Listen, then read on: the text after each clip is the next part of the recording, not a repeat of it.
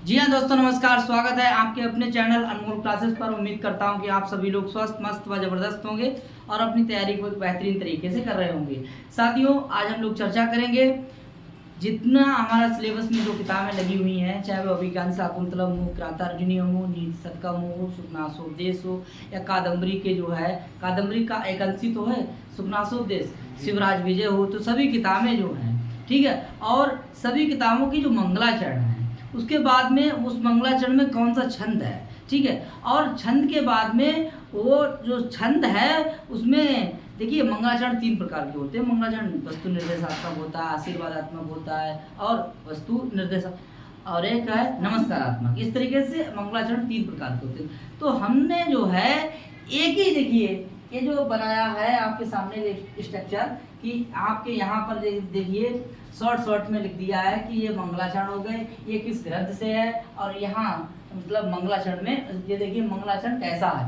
नहीं वस्तु निर्देशात्मक है, आशीर्वादात्मक है, या आपका नमस्कारात्मक है। और उसके बाद जो है ना कि इस जो आपका श्लोक है, इसमें छंद कौन सा है, तो छंद की भी चर्चा करेगी।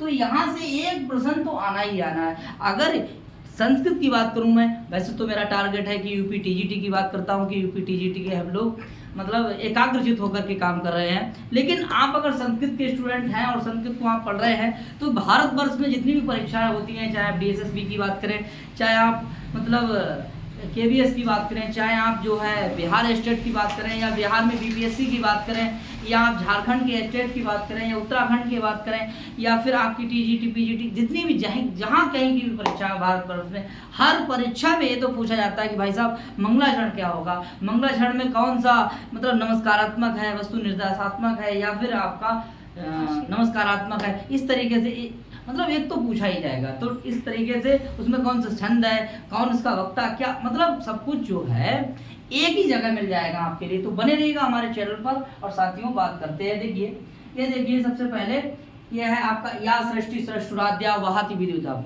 आपने अगर पढ़ा होगा विज्ञान शाकुंतलम, ठीक है। और संस्कृत के अगर आप स्टूडेंट हैं तो ऐसा तो है ही नहीं कि आपने अभिज्ञान शाकुंतलम पढ़ा ना हो, देखा ना हो। तो अभिज्ञान शाकुंतलम का जब स्टार्टिंग होगा तो देखिए पूरा जो हमने नहीं लिख पाए, क्योंकि इतनी बड़ी स्क्रीन नहीं, अगर वही लिखते तो फिर उत्तराखंड आपका जो है ना ये सब नहीं लिख पाते, केवल जो है मंगलाचरण ही लिख पाते।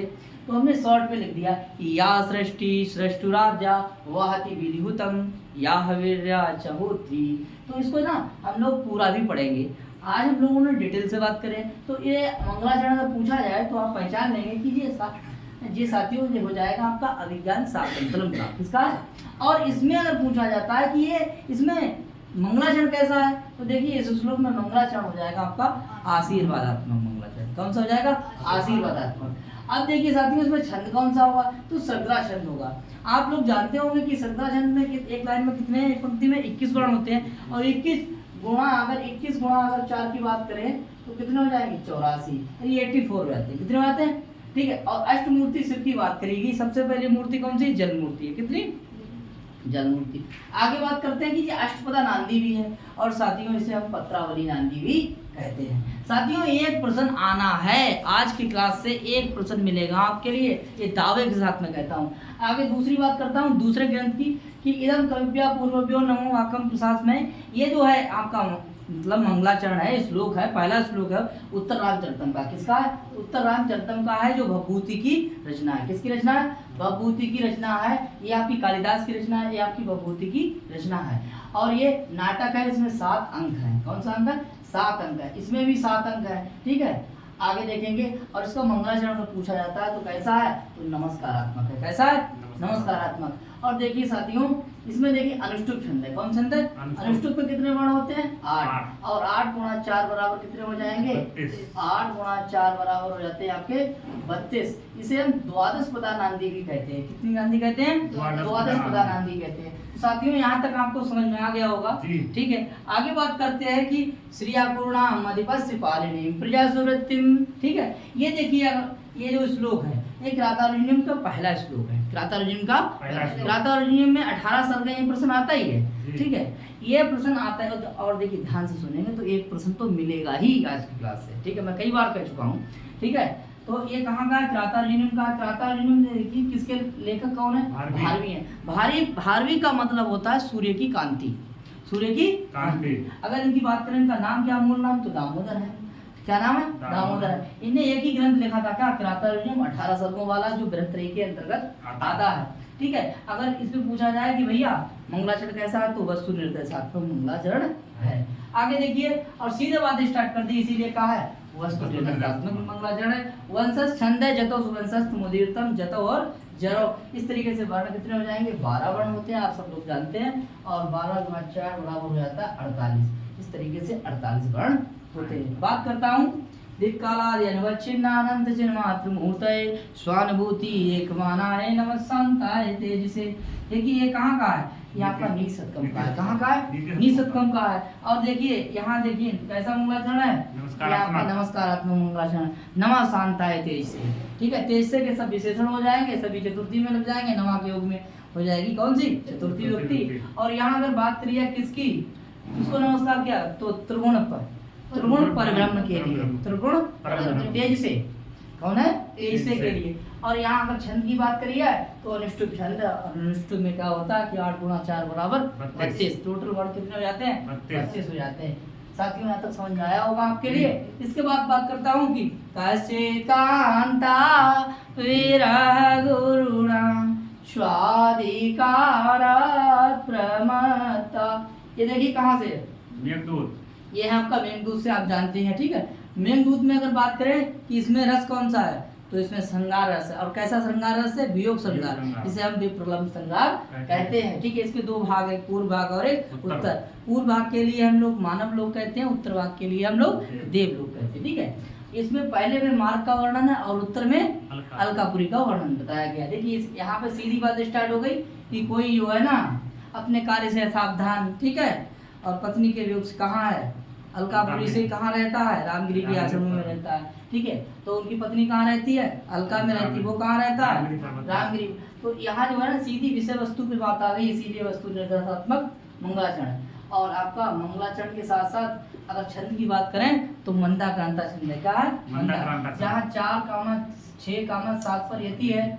ठीक है। और 17 वर्ण है और 17 चौकू 68, 17 दूनी 34, 34 दूनी 68। गणित थोड़ा कमजोर है साथियों। आगे देखते हैं। बोले रजो जुसे जन्मनि सत्तुरत्ते। आप जान गए होंगे ये साथियों कादम्बरी का है। और देखिए कादम्बरी का जो है मंगलाचरण है, इसके 20 श्लोक यूपी टीजीटी में आपको पढ़ना है, बहुत इंपॉर्टेंट है। यहाँ से एक प्रश्न बना दिया जाता है।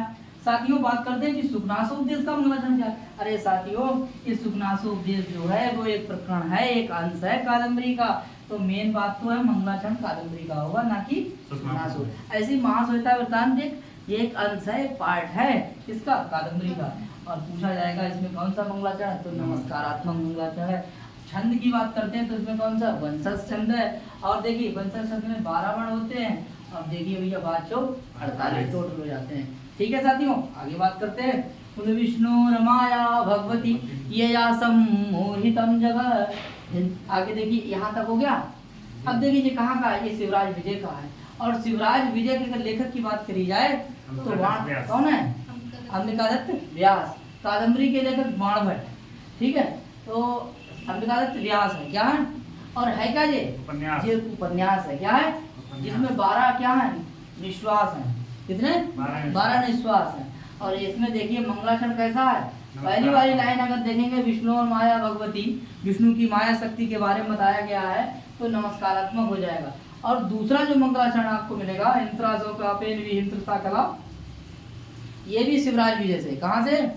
और यहाँ पर वस्तु निर्देशात्मक नामक मंगलाचरण है। साथियों ये भागवत पुराण के 10:1-25, इधर देखिए 10:1-25 से लिया गया है ये वाला विष्णु और माया भगवती और हिंसा स्वपापेन विहिंत्रता कला। यहाँ पर 10:7-31 से लिया गया है।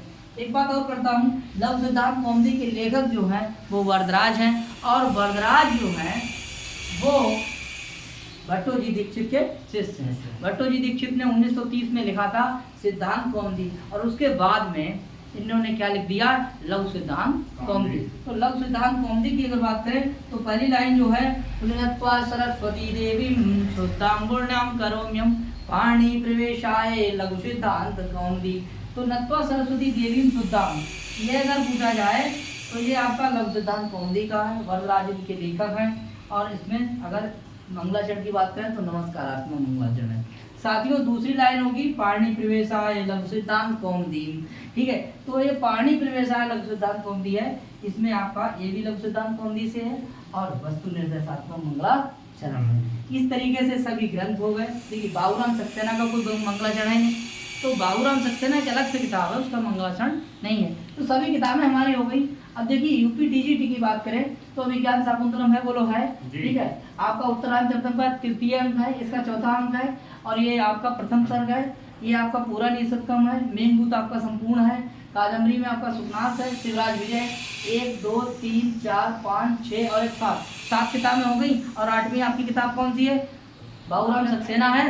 तो हमने बाबूराम सक्सेना की जगह पे लघु सिद्धांत कौमुदी रख दिया और उसके बाद में संस्कृत साहित्य का इतिहास और छोटे छोटे जो कवि हैं, मतलब पूरा डिटेल से नहीं पढ़ेंगे, उनके लिए कोई किताब नहीं लगी हुई है, लेकिन संस्कृत साहित्य के इतिहास में थोड़ा थोड़ा दिया गया है, सबके लिए पढ़ेंगे।